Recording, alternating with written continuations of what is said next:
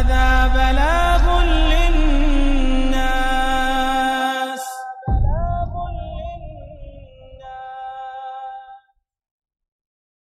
الله وبركاته.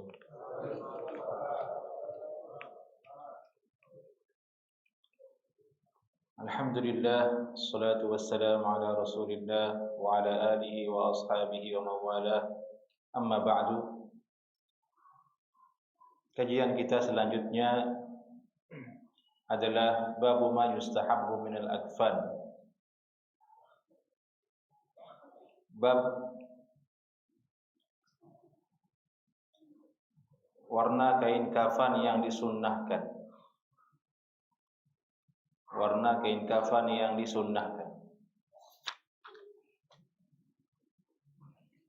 Setelah pembahasan tentang mandi disebutkan riwayatnya oleh Al-Hafidh Al-Imam At-Tirmidzi rahimahullahu taala, maka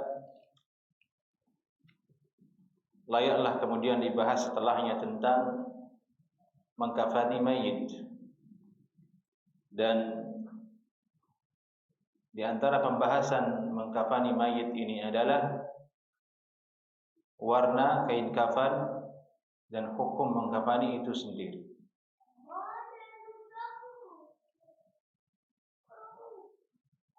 Mengkafankan mayit hukumnya fardun 'alal kifayah, fardu kifayah. Jika ada salah seorang dari kaum muslimin yang mengkafani saudaranya, maka sudah cukup. Adapun warna yang dianjurkan untuk mengkafani jenazah adalah warna putih.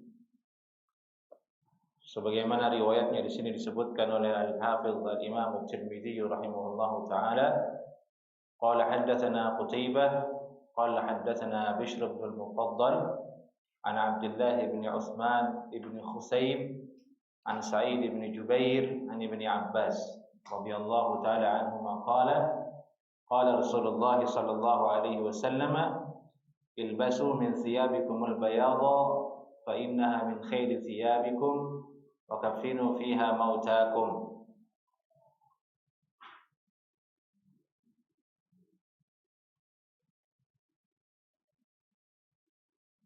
Dari Abdullah bin Abbas radhiyallahu taala anhuma, Rasulullah sallallahu alaihi wasallam pernah bersabda, ilbasu min thiyabikumul bayad.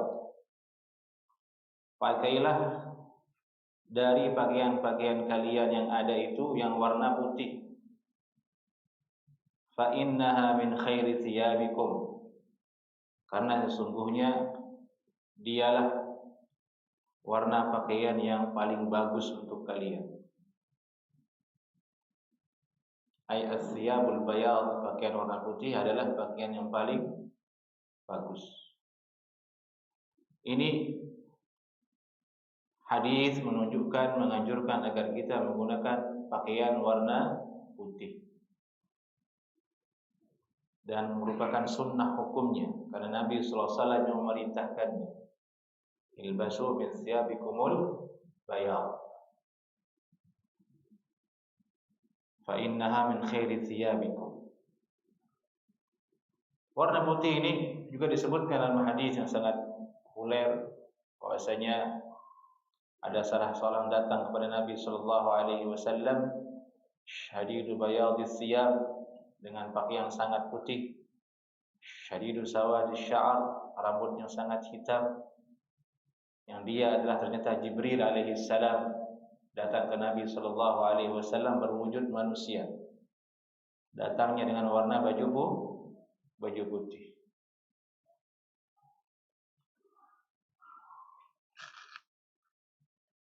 Wallahu a'lam apa hikmahnya, dari segi apa sehingga dia menjadi pakaian yang terbaik untuk kita yang dianjurkan oleh Nabi Muhammad sallallahu alaihi wasallam.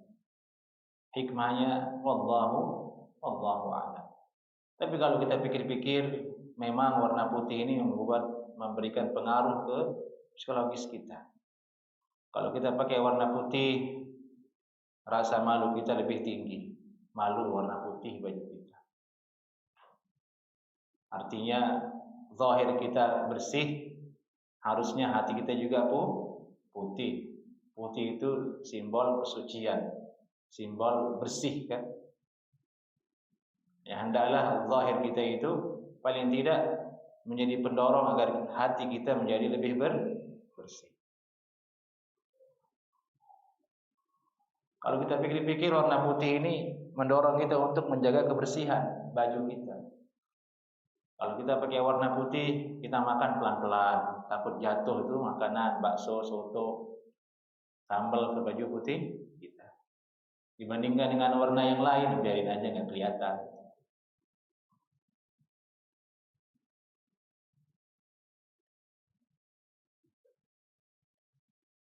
Tapi hakikat sebenarnya, wallahu a'lam. Nabi hanya menganjurkannya, kita selaku umatnya semampunya kita ikuti, sami'na wa ata'na. Dari itu kaum muslimin mesti ada bajunya yang warna putih untuk dia pakai. Kalau dia beli baju, pilihlah satu warna putih untuk ikuti sunnah Nabi sallallahu alaihi wasallam, agar mendapat keutamaan perintah sunnah tersebut.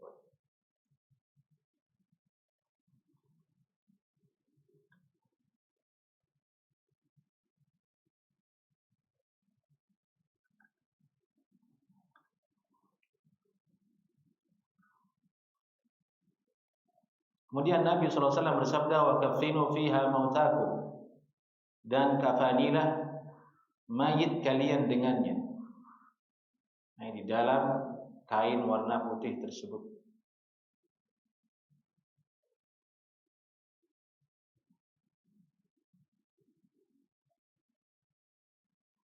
Hadis ini menjadi dalil dari sisi ulama bahwasanya warna kain kafan yang disunnahkan adalah warna putih, dan itu disepakati oleh semua ulama, hukumnya sunnah.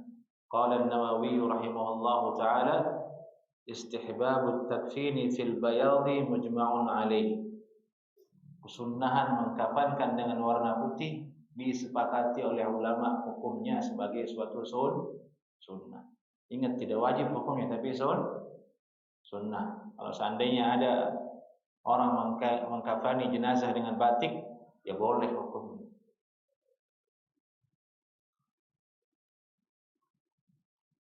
Sunnah adalah warna putih.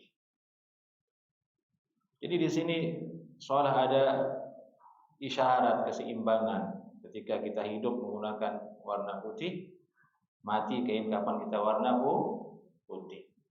Bisa jadi maksud Nabi sallallahu alaihi wasallam menyuruh kita menggunakan baju putih agar kita ingat nanti kamu mati kain kafanmu warna putih seperti yang kamu pakai.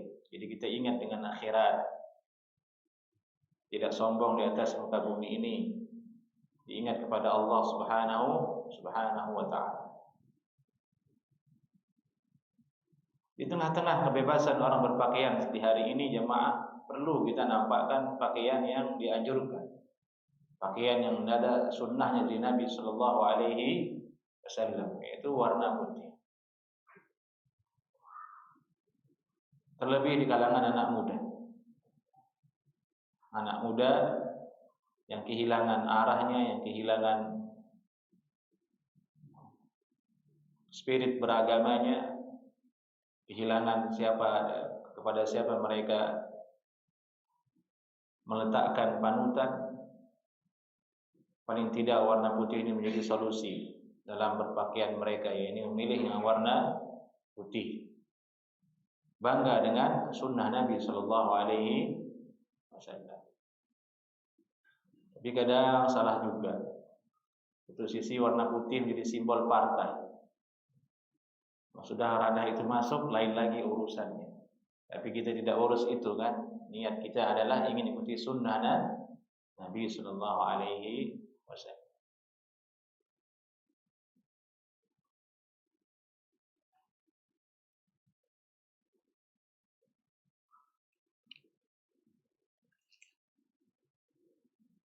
Imam At-Tirmidzi rahimahullahu taala berkata, wa qala Ibnu al-Mubarak, Imam Abdullah Ibnu al-Mubarak, salah seorang ulama kibar tabi'in, berkata, ahabbu ilayya an yukaffana fi thiyabihi allati kana yusalli fiha. Yang paling aku sukai adalah aku dikain kafankan dengan pakaian yang aku sering sholat dengannya.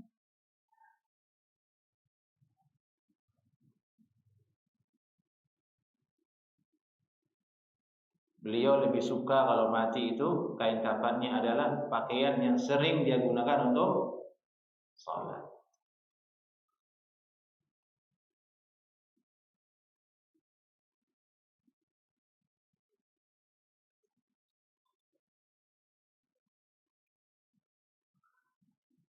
Dan ini tidak menyalahi hadis yang tadi.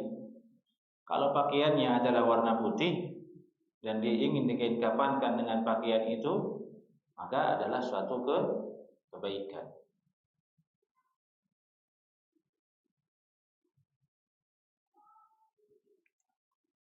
Perkataan Abdullah ibn Mubarak ini ada asarnya, ada dasarnya, sebagaimana disebutkan oleh Al-Hafidh Ibnu Hajar rahimahullahu taala dalam Fathul Bari. Beliau berkata, "Kaffinuni fi thawbayya alladzaini kuntu usalli fihima." Kain kafankanlah aku dengan dua buah pakaianku yang keduanya sering aku gunakan untuk salat. Ini riwayat dari salaf, Abu Bakar As-Siddiq radhiyallahu taala anhu. Disebutkan oleh Al-Hafidh Ibnu Hajar dalam Fathul Bari dan sanadnya benar, sahih. Beliau berwasiat, kain kafankan aku dengan kedua pakaian yang sering aku gunakan untuk salat. Dan ini tidak bertentangan dengan hadis ini, karena bisa jadi bajunya Abu Bakar As-Siddiq pakaiannya adalah warna putih.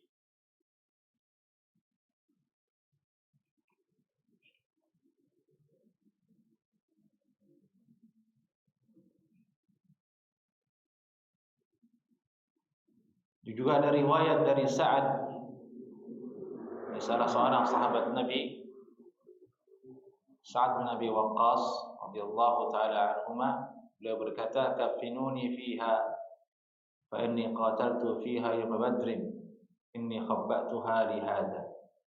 Kain kafankan aku dengan pakaian ini. Sungguhnya baju ini dulu sering aku gunakan, pernah aku gunakan untuk jihad, perang, ketika perang Badar.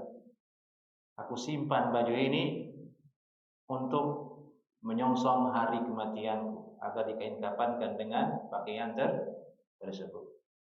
Jadi ini ada asarnya dari para sahabat. yakni mereka menyukai kalau seandainya kain kafan itu adalah berasal dari pakaian yang mereka dulu gunakan untuk ibadah kepada Allah Subhanahu wa taala, mengharapkan keberkahan dari pakaian tersebut yang pernah digunakan untuk ibadah kepada Allah Subhanahu wa taala. Ia dibandingkan dengan kain yang baru dibeli, tidak pernah digunakan untuk apa-apa, kan berbeda dengan yang sudah digunakan untuk ibadah kepada Allah Subhanahu wa taala. Menjadi saksi, menjadi athar. Subhanallah. Maka bercermin dari asar-asar ini, ya tidak salah jamaah kalau seandainya ada orang menyimpan kain ihramnya yang dia gunakan ketika berhaji dan umrah, dia simpan, nanti kalau mati kain kafankan saya dengan kain ihram ini. Bukan suatu masalah, ada asarnya, ada dasarnya dari amalan salaf. Sekali lagi dibandingkan dengan kain kafan yang baru dibeli, tidak pernah digunakan untuk apa-apa, yang tidak ada kesaksiannya untuk diri kita. Berbeda dengan pakaian yang kita pakai untuk salat ibadah, kelak bersaksi di hadapan Allah Subhanahu wa taala. Seperti ini cerminan bagaimana takwanya ulama salaf, bagaimana mereka itu sangat-sangat takut kepada hari akhirat. Dari itu ada asar. Kalau seandainya ulama salaf itu melihat kita di hari ini, mereka akan berkata, ini orang-orang sepertinya tidak beriman pada hari akhirat karena terlalu lalai, jarang ibadah, dunia terus, jarang istighfar, dosa terus. Ya, kalau orang yakin dan percaya kan tidak mungkin dia sia-siakan waktunya untuk ibadah kepada Allah Subhanahu wa ta'ala. Yang namanya orang percaya dia akan pasti persiapkan dirinya. Pasti ada di hatinya rasa takut, rasa khawatir dengan dirinya. Tapi kalau itu tidak ada, berarti menipis iman seseorang terhadap hari akhirat. Di sini ada pelajaran bahwasanya barang-barang yang kita punya ini tidak bermanfaat. Mobil kita, rumah kita, handphone antum, tanah antum, tidak ada manfaatnya kalau tidak untuk ibadah kepada Allah Subhanahu wa ta'ala. Apa yang kita gunakan ibadah, itu yang akan kita bawa mati pahalanya. Itu yang bermanfaat untuk kita di hari akhirat. Yang tidak kita gunakan untuk ibadah jamaah, dia hanya menjadi warisan anak cucu dan menjadi pertengkaran mereka.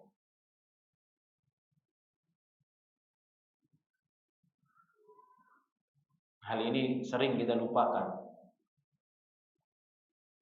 Sering ghaib, sering pergi lalai dari akal kita.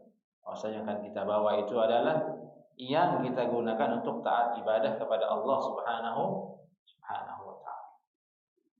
Maka tentu hal ini yang mendorong kita untuk gemar berinfak, tidak terlalu rakus menumpuk harta, di mana sifat menumpuk harta ini adalah sifat dari orang-orang yang dulu suka menyinyir Nabi sallallahu alaihi wasallam ketika berdakwah. Wailul likulli humazatil lumazah alladzi jama'a malan wa 'addada. Celaka bagi orang-orang yang lumazah. Humazatil lumazah, hamzun wa lamzun. Ini banyak ghibah. Maksudnya ayat di situ adalah orang-orang yang dulu menyinyir dan meledek dakwah Nabi sallallahu alaihi wasallam di kalangan orang-orang munafiqun dan orang-orang kafir. Mereka disifati oleh Allah seperti apa?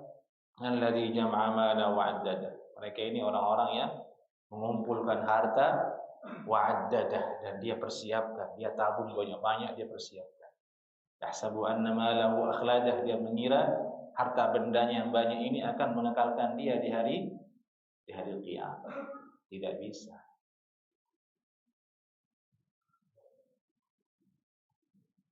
Yang kita bawa hanyalah kain kafan itu.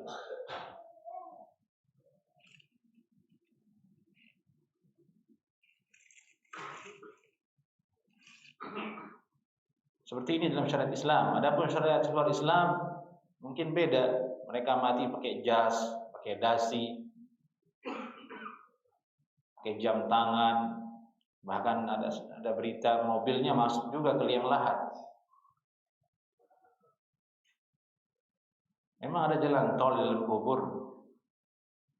Lah iya mobilnya masuk ke liang lahat, itu akal terbang kemana? Saking pelitnya itu. Saking pelitnya. Di dunia dia pelit berinfak, mati pun dia pelit. Dimasukkan ke dalam liang lahat. Mubazir, dapat dosa lagi itu kalau dia wasiat seperti itu. Karena menghampurkan harta benda padahal tidak bermanfaat.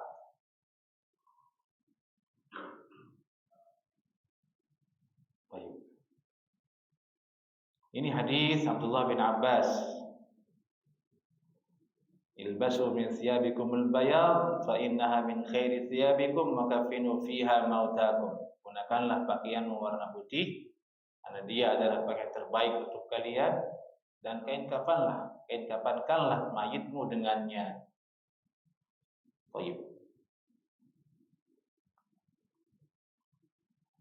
Hadis yang kedua di dalam bab ini, qala haddatsana Muhammad bin Bashar, qala haddatsana Umar bin Yunus, qala haddatsana Ikrimah bin Ammar an Hisham bin Hassan an Muhammad bin Sirin an Abi Qatadah qala Rasulullah sallallahu alaihi wasallam idza waliya ahadukum akhahu falyuhsin kafanah. Dari Abu Qatadah radhiyallahu taala anhu, Nabi sallallahu alaihi wasallam bersabda, apabila seorang dari kalian mengurusi saudaranya, jenazah saudaranya, fal yuhsin kafanah, maka hendaklah dia memperbagus kain kafan saudaranya.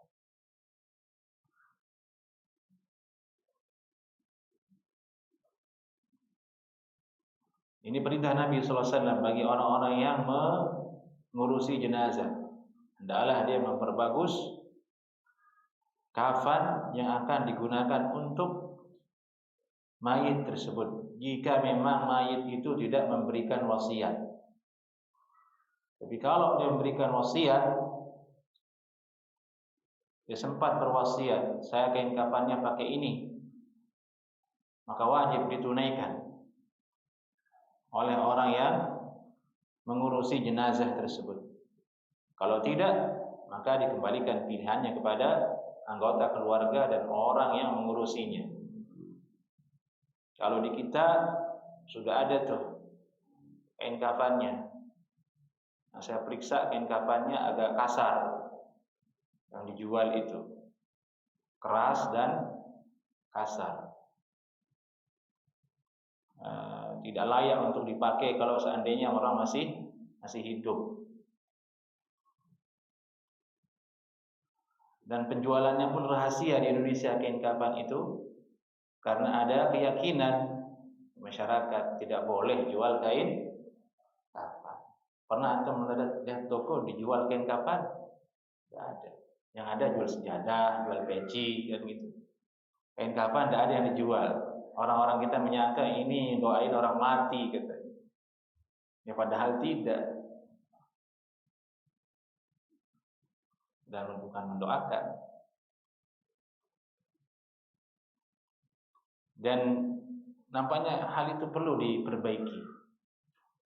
Ini keyakinan kalau aib menjual kain perlu kita perbaiki. Itu bukan keyakinan yang baik. Tidak ada dasarnya dari sunnah. Boleh saja orang jual kain kafan. Tapi karena sudah kedung menjadi budaya, sampai sekarang saya tidak paham tuh dari mana dapat kain kafan. Ada jalurnya itu khusus.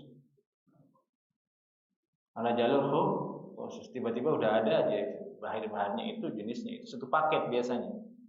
Satu paket, ada kain kafannya, ada minyak wanginya, terus sudah sepaket. Kadang ada yang kekecilan, ada yang kebesaran. Nah, hadis ini menyuruh kita untuk memperbagus. Memperbagus di sini diartikan oleh ulama salaf. Qala Ibnu Mubarak, qala Sallam Ibnu Abi Muti' fi qawlihi wal yuhsin ahadukum kafana akhihi, qala huwa as-safa'u wa laysa bil murtafi'. Sabda Nabi sallallahu alaihi wasallam yang berbunyi, perbaguslah kafan untuk saudaramu, huwa as-safa', yakni pilih bahan yang as-safa, yakni yang bersih, an-nadhif, yang bersih. Yang paling bersih warna putih. Walaysa bil murtafi', jangan sampai yang terlalu mahal harganya. Karena terlalu mahal pemborosan, mending uangnya untuk ahli waris.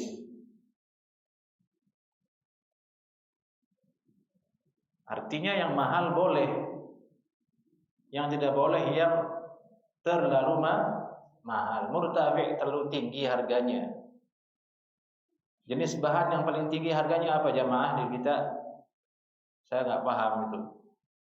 Ini penting. Nanti antum meninggal, keluarga antum meninggal, antum bisa pilih bahan kafan. Yang kalau saya pakai ini apa bahan apa namanya? Nggak tahu juga. Ini soalnya baju Saudi kan gitu, Haramain. Pilih. Tidak juga dengan bahan yang terlalu jelek, terlalu murahan. Tidak bagus juga. Yang pertengahan kata ulama. Yang pertengahan.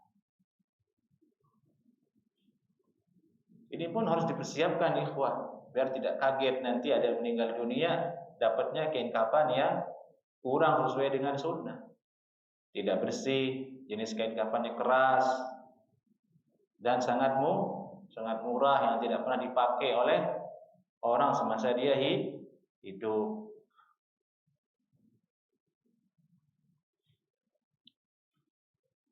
Jadi batasan bagus di sini sekali lagi adalah yang bersih dan tidak terlalu mahal. Mahal boleh, terlalu mahal yang tidak boleh. Dan sedikit, hanya 3 lembar. Paling 1 lembar harganya 100 barangkali. Itu mah harga bendera kali ya, 100 ribu. Mungkin lebih Mungkin lebih. Ya intinya seperti itu. Ada riwayat dalam Sunan Abu Dawud disebutkan, la tughalu fil kafan fa innahu yaslubu salban sari'a.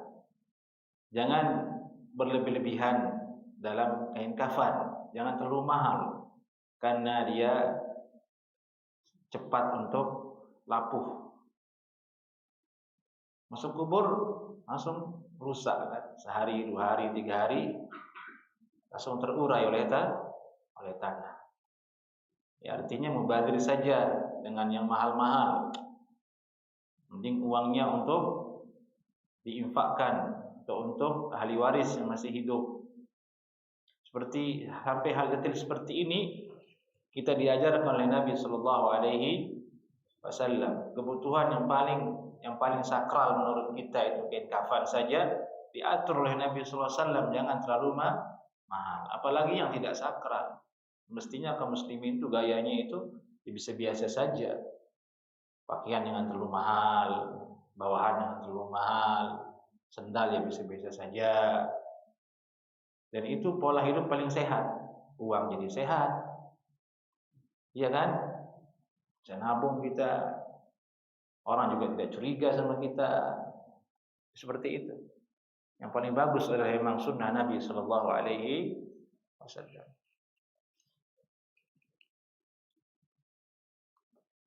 Kita lanjut ke hadis berikutnya. Babu ma jaa fi kafanin Nabi sallallahu alaihi wasallam. Setelah dibahas bagaimana perintah Nabi sallallahu alaihi wasallam terhadap kain kafan, bagaimana anjuran beliau, Imam At-Tirmidzi rahimahullahu taala kemudian mendatangkan bagaimana kafannya Nabi sallallahu alaihi wasallam. Qala haddatsana Qutaibah, qala haddatsana Hafs bin Ghiyath عن هشام بن عروة عن أبيه عن عائشة قالت كفن النبي صلى الله عليه وسلم في 3 أثواب بيض يمانية وليس فيها قميص ولا عمامة قال فذكروا لعائشة قولهم في ثوبين وبرد حبارة فقالت قد أوتي بالبرد ولكنهم ردوه ولم يكفنوا فيه قال أبو عيسى هذا حديث حسن صحيح.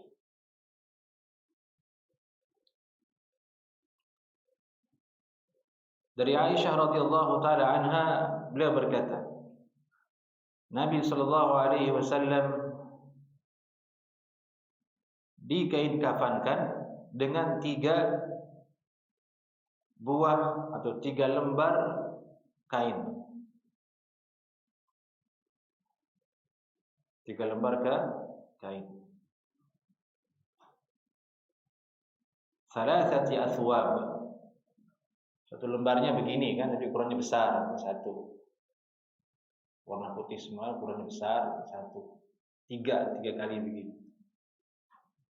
Biyadin, warnanya putih. Yamaniyatin.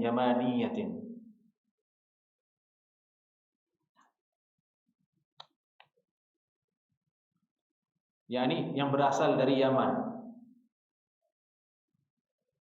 Berasal dari Yaman. Karena pakaian-pakaian ketika itu rata-rata datangnya dari luar negeri. Makkah itu Madinah adalah sumber negaranya kaum muslimin. produksi pakaian dan sebagainya rata-rata ada di luar Madinah. Datang dari Yaman, datang dari Syam, orang berdagang. Disebut di sini bidin yamaniyatin. Kain warna putih yang dibuat di Yaman, berasal dari negeri Yaman. Laisa fiha qamisun. Tidak ada pada kafan tersebut baju. Tidak ada baju. Ini menguatkan, maksudnya adalah lembar pakaian seperti ini, belum berbentuk pakaian. Ini dalilnya. Wala imamatun, tidak ada imamah juga. Tidak dipakaikan imamah di kepala. Ini sifat dari kain kafannya Nabi sallallahu alaihi wasallam. Dari itu ulama kemudian mengambil kesimpulan dari hadis ini bahwa inilah kain kafan yang sunnah. Yakni keadaan Nabi SAW dikafankan oleh para sahabat, itulah bentuk para sahabat mengamalkan sunnah Nabi SAW. 3 lembar berwarna putih, tidak ada baju, tidak ada imamah. Ini untuk laki-laki.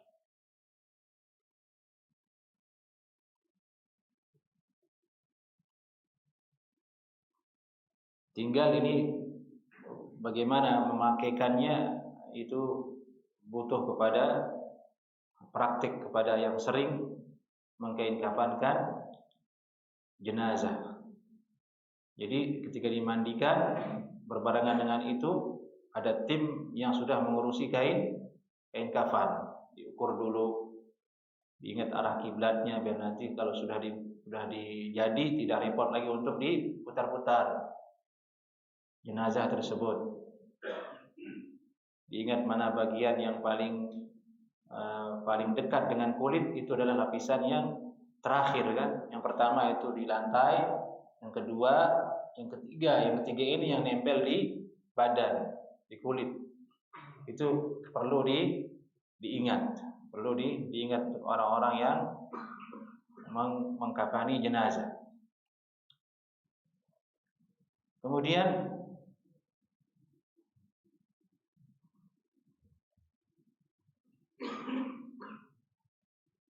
ada riwayat yang disampaikan kepada Aisyah radhiyallahu taala anha bahwa ketika itu ada yang mengajukan agar Nabi sallallahu alaihi wasallam dikain-kafankan dengan burd, dengan kain berjenis burd.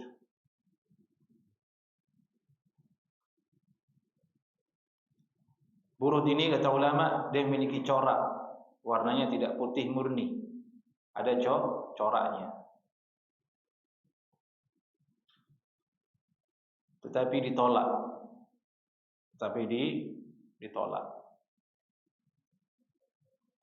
Jadi itulah yang paling sahih bahwasanya Nabi sallallahu alaihi wasallam dikafankan dengan 3 lembar kain berwarna putih yang berasal dari negeri Yaman, tidak ada baju, tidak ada imamah.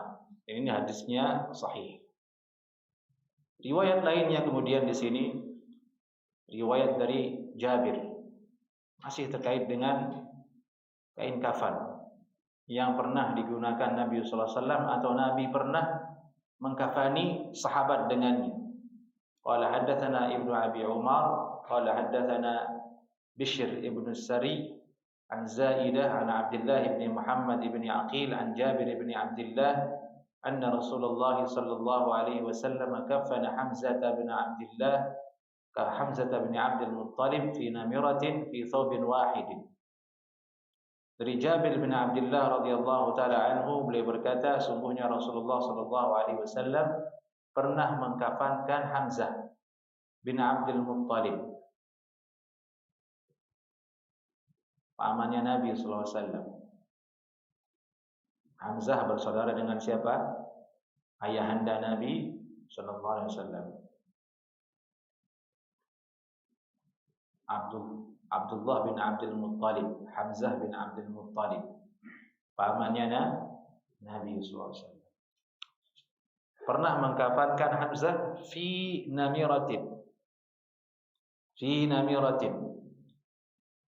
Ejaannya adalah bi fathin nun, fa-nya nunnya berbaris fathah, mimnya kasrah, namirah. Namirah ini jenis pakaian yang sering digunakan oleh orang-orang Arab, bangsa Badui. Warnanya tidak murni putih. Ada warna putih, ada warna hitamnya juga, bercorak. Tidak polos warna putih. Ini menunjukkan bahwasanya warna putih polos itu tidak wajib kain kafan. Itu tadi kita sebutkan di awal. Kalau seandainya ada orang ingin pakai batik, ya tidak masalah. Mungkin karena dia sering sholat pakai batik itu, dia senang, dia ingin kain kafan dengan itu, berwasiat, ya tidak masalah. Kalau seandainya terjadi, jangan dinyinyir, ilmunya ada. Kalau seandainya terjadi, karena biasanya sesuatu yang jarang dilakukan kemudian terjadi pasti mendapat reaksi kan? Ternyata ada ilmunya, ada atharnya. Di sini Hamzah meninggal dunia, Nabi sallallahu alaihi wasallam mengkafani beliau dengan namirah fi thawbin wahid. Pakaian ini hanya satu selembar saja. Bukan 3 tapi satu lembar. Hadis ini menunjukkan boleh dengan satu lembar. Kalau seandainya tidak ada 3. Tidak harus dengan warna polos putih. Boleh dengan yang bercorak.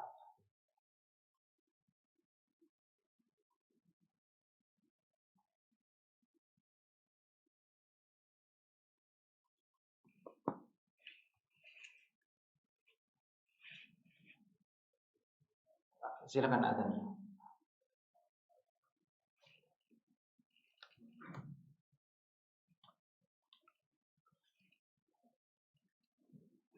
Tafadhal.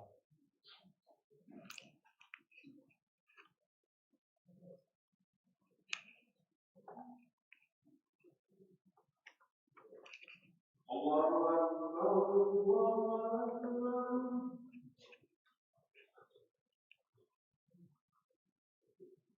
Allahu Akbar,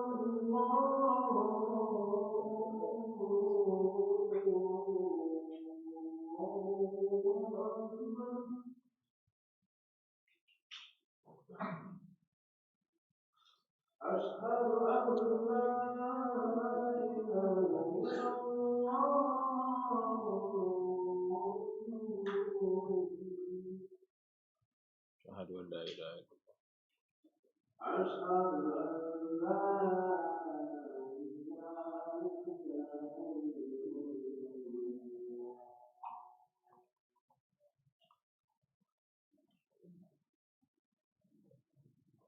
Asyhadu an la ilaha illallah. Asyhadu anna Muhammadar Rasulullah.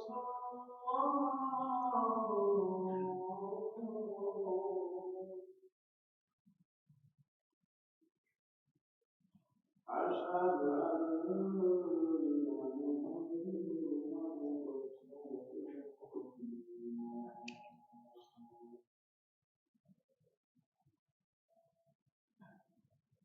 Hayya 'alas shalah.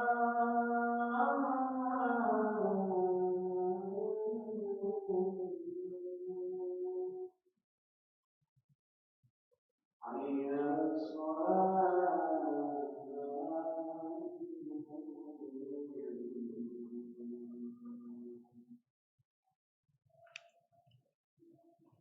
Hayya 'alal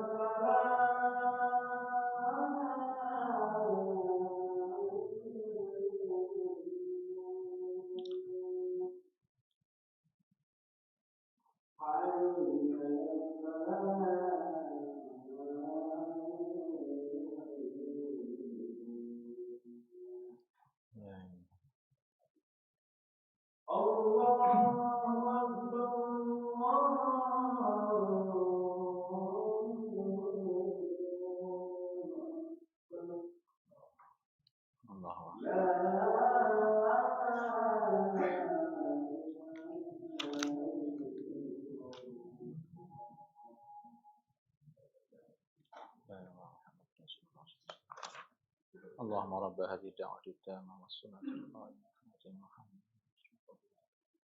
وبعث مقاما محمودا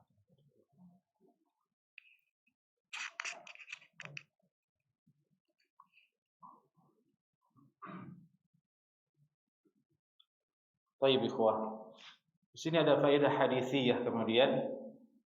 Riwayat hadis Aisyah radhiyallahu taala anha yang di awal tadi, ini sebelum hadis Jabir tentang Hamzah, yaitu hadis Aisyah bahwasanya Nabi sallallahu alaihi wasallam dikafankan dengan 3 lembar kain warna putih dari Yaman.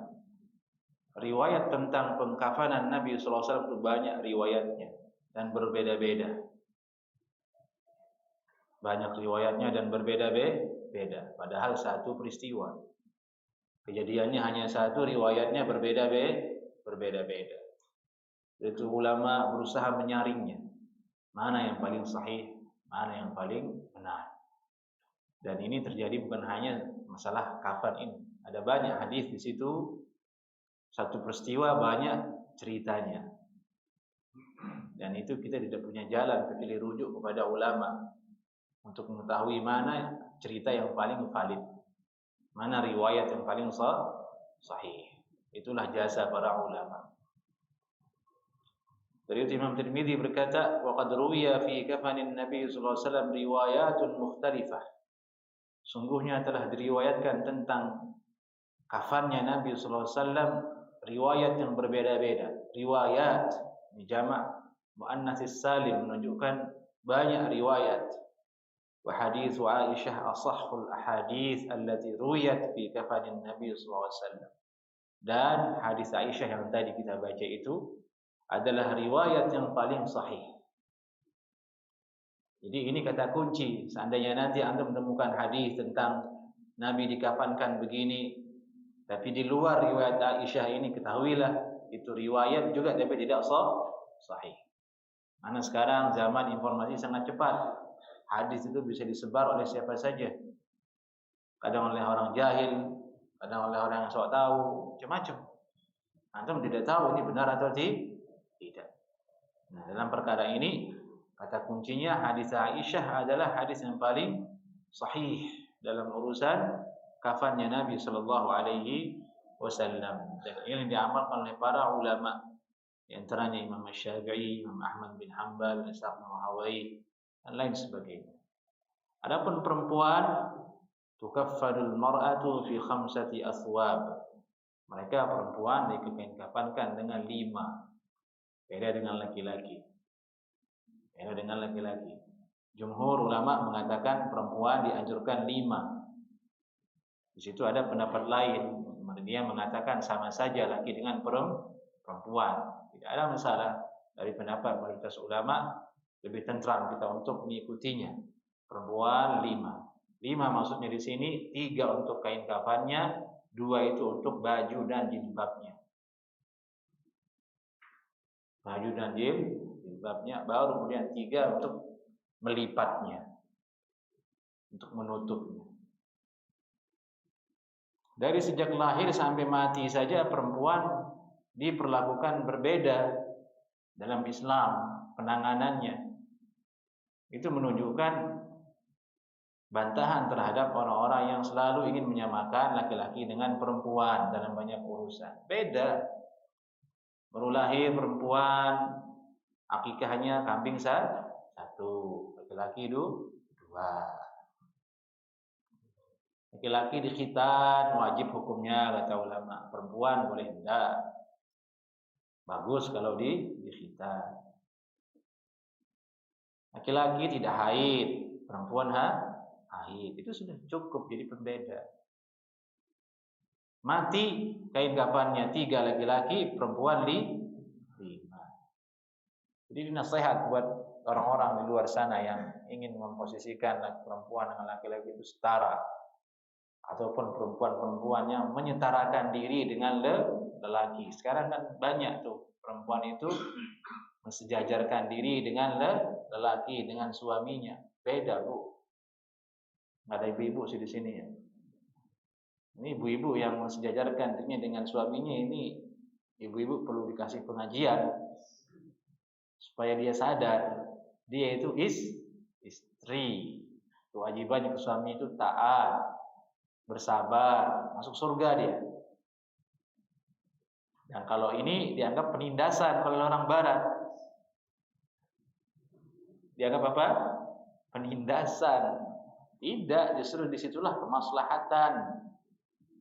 Disitulah kemaslahatan.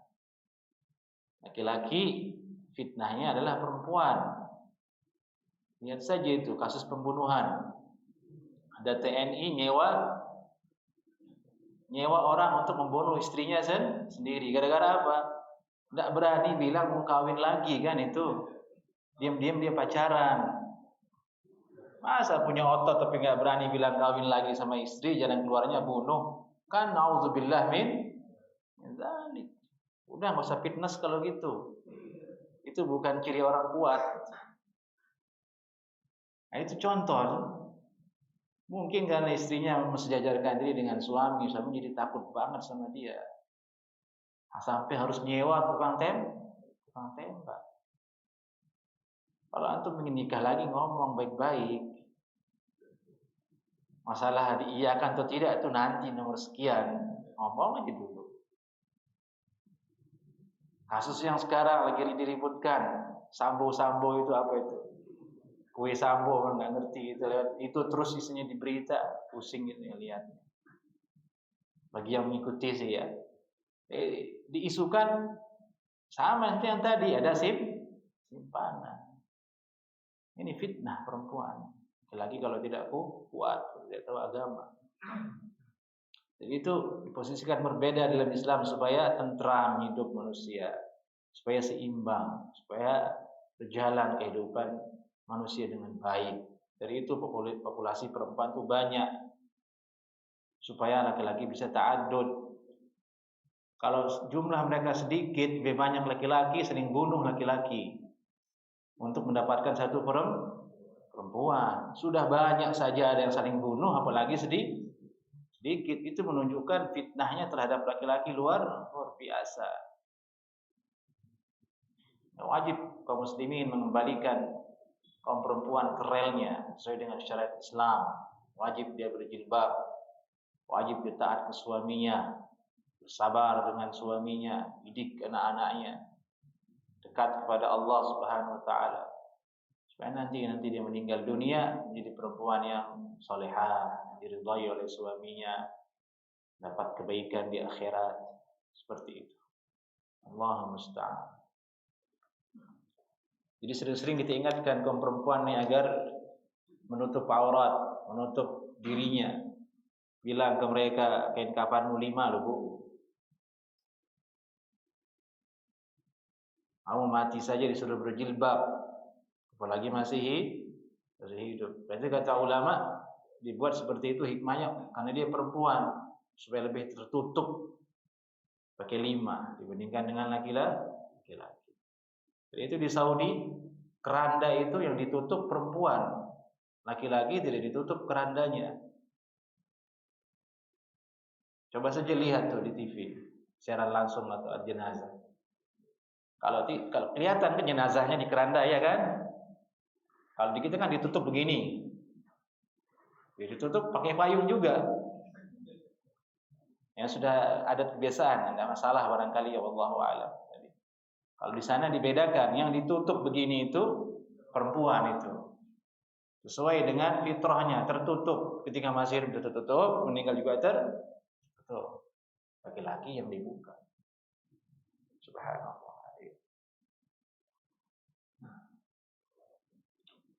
Baik.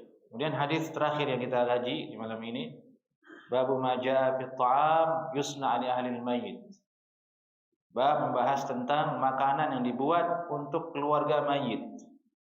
Manakala pembahasannya sudah dari awal itu tentang memandikan jenazah, mengkafankan jenazah, bagaimana kafannya Nabi sallallahu alaihi wasallam, maka dalam keadaan berduka seperti itu dibahaslah kemudian bagaimana hukum membuat makanan dan apa yang mesti dilakukan oleh tetangga, oleh saudara kaum muslimin kalau saudaranya meninggal dunia.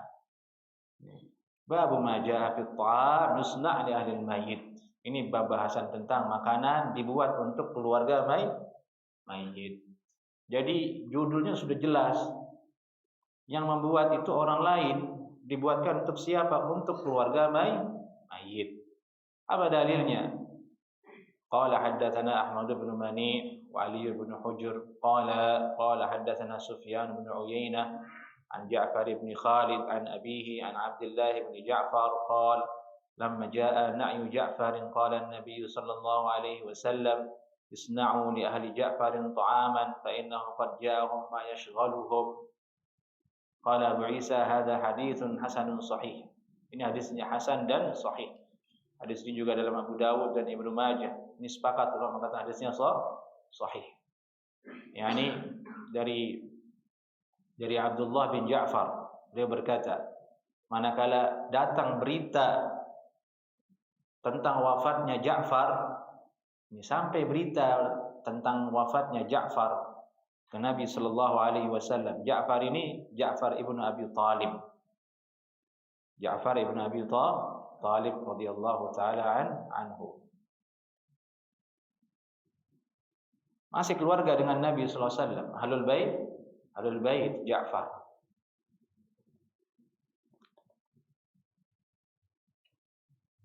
Nabi sallallahu alaihi wasallam bersabda, "Isna'u li ahli Ja'farin ta'aman."